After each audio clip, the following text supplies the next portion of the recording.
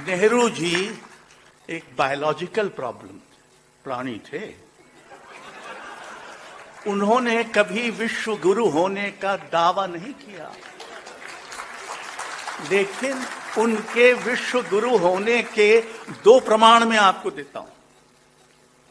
Boris पास्तरनाक रूसी महान लेखक, डॉक्टर ज़िवागो कुछ लोगों ने पढ़ा होगा, उनको नोबेल पुरस्कार मिला। सोवियत संघ इससे नाराज हुआ। आज रूस के वो यही है, तो नाराज हुआ और उसने इजाजत नहीं दी बोरिस पास्तरनाक को स्टॉकहोम जाके नोबेल पुरस्कार प्राप्त करने की, और उनको देश निकाला देने की कार्रवाई शुरू हो गई। इस पर लंदन में एक कमिटी बनी इन डिफेंस ऑफ बोरिस पास्तरनाक, जो स्टीफन स्पेंडर और ऑल्डोस हक्सले ने बनाई, और नेहरू जी से आग्रह किया कि वो उस समिति के अध्यक्ष बने। नेहरू जी राजी हुए।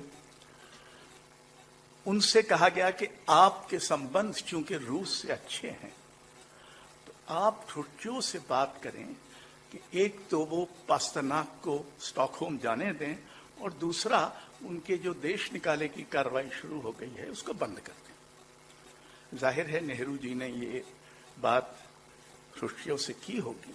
ख्रुश्चेव ने पहली बात तो नहीं मानी, यानी उनको नोबेल पुरस्कार लेने नहीं जाने दिया, लेकिन दूसरी बात मानी और पास्तरनाक को देश निकाला देने की कार्रवाई बंद हो गई।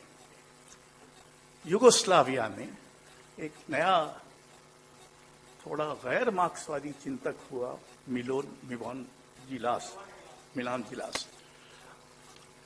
टीटो, जैसा कि अक्सर होता है, जो तानाशाह होते हैं वो दूसरी राय पसंद नहीं करते और दूसरे को ही गायब कर देते हैं।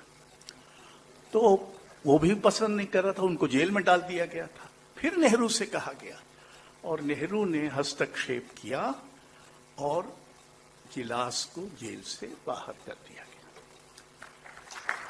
कोई दावा नहीं किया कि विश्व गुरु हैं, लेकिन विश्व गुरु थे।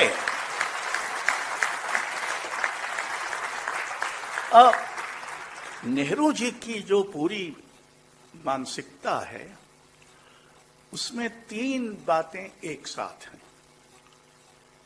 राजनीति है, संस्कृति है, आधुनिकता है, और एक और होना चाहिए लोकतंत्र है।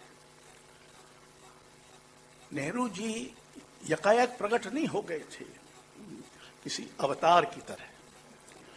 वो एक मनुष्य थे जिसमें मनुष्यता के मनुष्य होने की सारी कठिनाइयां और संभावनाएं एक साथ थी।